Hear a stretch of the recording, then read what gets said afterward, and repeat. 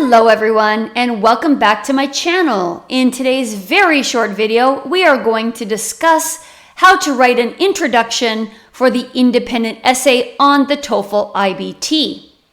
So let's start with the prompt. The prompt here is one very common type, which is the agree-disagree prompt.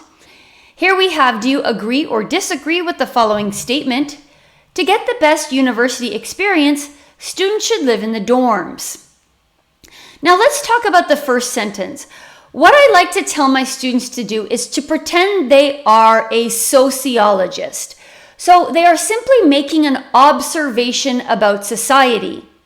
They are not yet going to put their position. So think about what you would say if you were making an observation about today's society with regards to the prompt. Let's also start with some things you should not do. You should not memorize. Here's an example from an essay I got recently. As everything in our life is like a coin that has two different sides, people must weigh the pros and cons before jumping into conclusions. After all, each and every topic or question requires careful deliberation in that there are always multiple variables to a truth.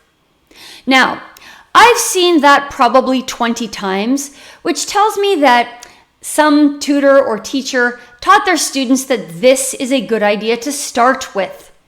It isn't. If I have seen it many times, the ETS has seen it many times. As you can see, it is completely unrelated to the prompt. As you can also guess, it's obviously been memorized. You will definitely get a penalty if you write this on your TOEFL. So please do not memorize, and there's even a warning when you write your essays to not memorize responses. Secondly, don't write a very simple sentence. Here is an example of a bad sentence to start with. Where students live is important in modern society.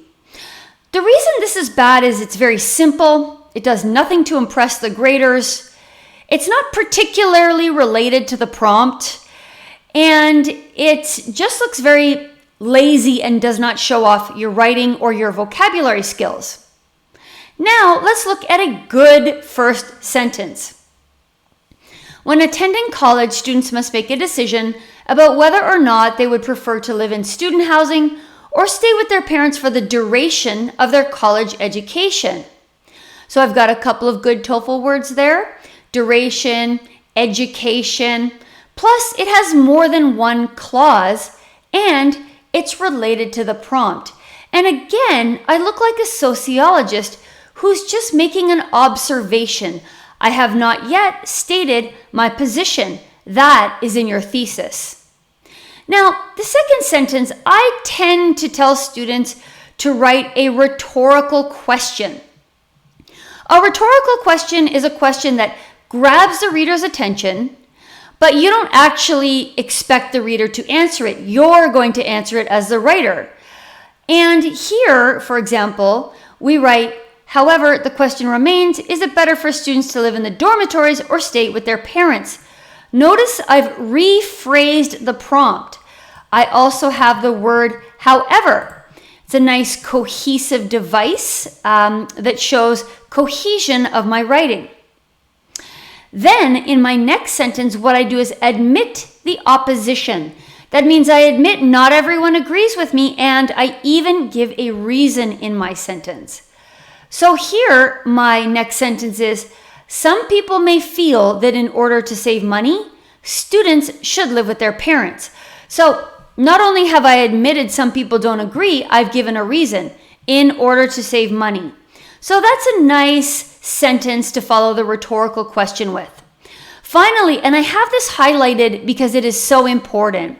This is the most important sentence in your introduction. It is the thesis. The thesis shows what your view is going to be and what your argument is going to be in your essay. So you must have a thesis, and this is where you state your position. So here I have, on the other hand, in my view, it's better to live in the dormitories in order to maximize the the unique experience that student housing has to offer for reasons I will express in the following essay.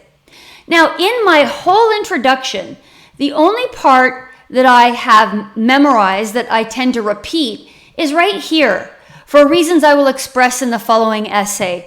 I use that a lot, but I won't get punished for that in the TOEFL grading system because it's just a few words, it's a phrase, it's not a template, so you can do that without any penalty.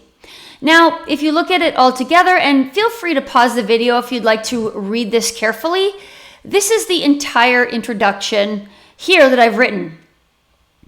Now, you may think to yourself, well, that's a little bit long. I don't have time to write all that, Kathy. What should I do? Well, one thing you can eliminate is the rhetorical question. So, for example, if you were to eliminate this sentence, you still have a perfectly good introductory paragraph that will still do what it needs to do. It will do its job, and that is absolutely fine. And if you're a really slow typist, you can also eliminate the opposition and just go straight to the thesis here. And that's fine, although it's not quite as strong, but it will serve its purpose. Okay, so as I said, this is going to be a very short video. And my website is www.houseoftoefl.com. You can subscribe to my channel below. I am making a lot of videos. As you guys know, we're still in quarantine, although I think it's almost over. But for the duration of the quarantine, I'm going to be making a lot of videos. So again, thank you for joining me. This is Kathy from House of TOEFL, and I'll see you next time.